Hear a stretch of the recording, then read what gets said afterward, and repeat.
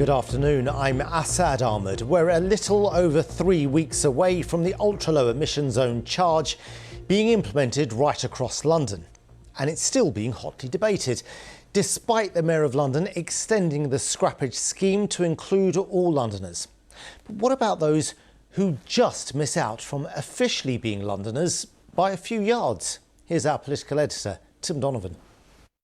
On Friday, the Mayor announced he was widening eligibility for the scrappage scheme. It'll now be open to everyone, not just those on means-tested benefits. £2,000 for a car, up to £7,000 for most vans. But the scrappage scheme is only open to people in London. Take this area. This side of the road is in the London Borough of Bexley, but the other side of the road is Dartford in Kent, and they are not able to apply to the scrappage scheme. And the local MP is not happy with that and says it's another reason why he'd like to see ULEZ expansion scrapped altogether. This is a cruel form of taxation. The reason why I say it's cruel is it's going to hit the people who can least afford to pay it the hardest. You know, if you've got a small business, for example, a plumber, electrician or whatever, those people are going to be hit hard by it. If you have an old car, you're going to be hit by it. The rich and powerful are not going to be hit by this. But it's going to improve air quality, and if you're so concerned, why aren't you just demanding of your own government that they improve the scrappage scheme here? The ULEZ expansion has got nothing to do with air quality. If Sadiq Khan truly wanted to improve the air in London, he would ban these vehicles. Other cities around our country, Birmingham, Bristol, Manchester, Portsmouth, also have clean air zones. The government's given those cities support for their clean air zones, given London not a penny of support. In total, the amount of support City Hall has given towards families, businesses and charities transitioning from a polluting non-compliant vehicle to a compliant vehicle is more than £220 million, not a penny of support from government. My announcement last week means that not only will every small business in London now get support for 3 vans, up to £21,000, every charity with support for 3 minibuses, up to £27,000, only those in low income families receiving support, those in child benefit, but every Londoner with a car or motorbike for the first time ever will receive support. And by the way, the £2,000 support for a car is more generous than the schemes around the country that the government supported.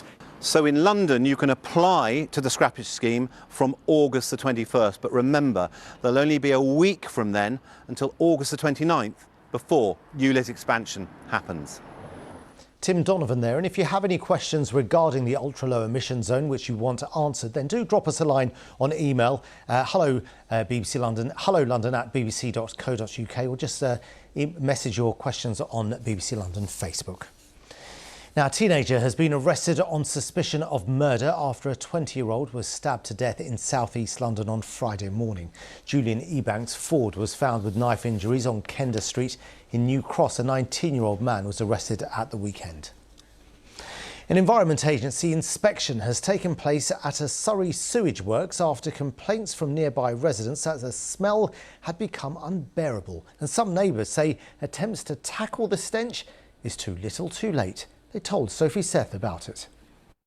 It's been horrendous. It's been uncomfortable. Not been able to have barbecues, have family around because of the smells. It's got to the point that my better half really dislikes the area because of that smell and thinking about moving. In the last week, measures to control the smell have started working round the clock. It's not too bad today, but the local council is keeping up the pressure. Thames Water have admitted to us that Camberley Sewage Works isn't well designed enough to take imported sewage. So I would like to see further mitigation works put in, such as maybe putting on lids onto the tanks. Thames Water has said, "We are working hard to fix the issue, processing and removing the extra sludge as quickly as we can. This will enable us to clean the sewage storage tanks over the next few weeks and will ensure odour levels return to normal. We can confirm a 24-hour odour suppression system has been in place since the 1st of August, helping to minimise the smell." It's just too little too late. So the bosses that work there, they get to go home and crack on, breathe fresh air. Yes, the smell's got a bit better, but it's still not been pleasant. Thames Water has applied for a permit to treat sludge at the site, a new requirement. It expects that to be granted later this year. Sophie Seth reporting there. Now, despite all the rain we've been having, a gardener from East London has found bananas growing in his garden. He bought the plant 10 years ago from Columbia Flower Market, but didn't think it would actually start to grow in Hackney. Well, the green-fingered gardener has been speaking to Wendy Hurrell. In the green, ambient garden that wraps Ripon Ray's home in Hackney, a variety of edible plants.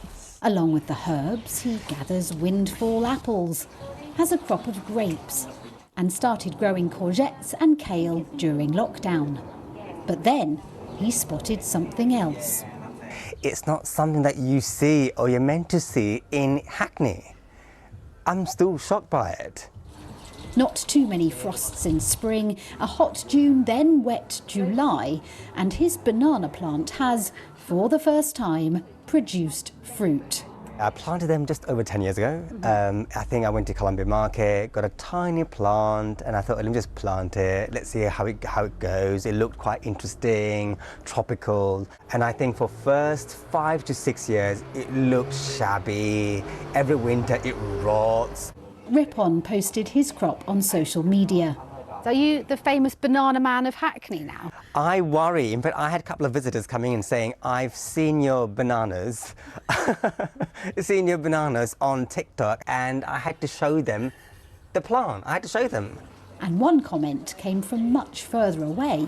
She's from Malaysia, and she said, you can actually make a curry out of the hearts of the bananas, coming all the way from eastern countries, not from the East End.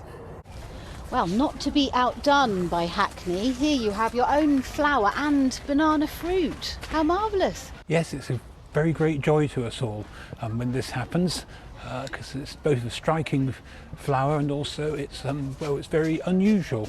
In the tropical garden at RHS Wisley, a similar surprise. Supermarket bananas need the protection of a hothouse in Britain. The important thing is to protect them from winter frost. We thought we'd lost the whole lot this spring because when we unwrapped them, the frost, which was very severe last winter, had managed to cut through and kill all the upper parts, but they've grown back magnificently. No such maintenance back in Hackney. Ripon's banana plant thrives on healthy neglect, which makes its fruit all the more remarkable. I have to tell you, they're bigger than the ones at Wisley. Do you mean that I won the competition? I think, yeah, but you're having a banana competition in London and you're the winner. Yay! Wendy Hurrell, BBC London. Well, let's get the weather forecast now from Sara. Good afternoon to you. We're about to have some of the warmest air we've seen for a month across the capital, but it's later this week. Haven't quite got it yet. At the moment, we've got a mix of some sunny spells, some cloud, and typically dry weather for the rest of the afternoon. And in that, temperatures about average for the time of year, in low 20s Celsius. Overnight tonight, we're dry and initially we're quite clear, and the temperatures will fall away a bit in the suburbs.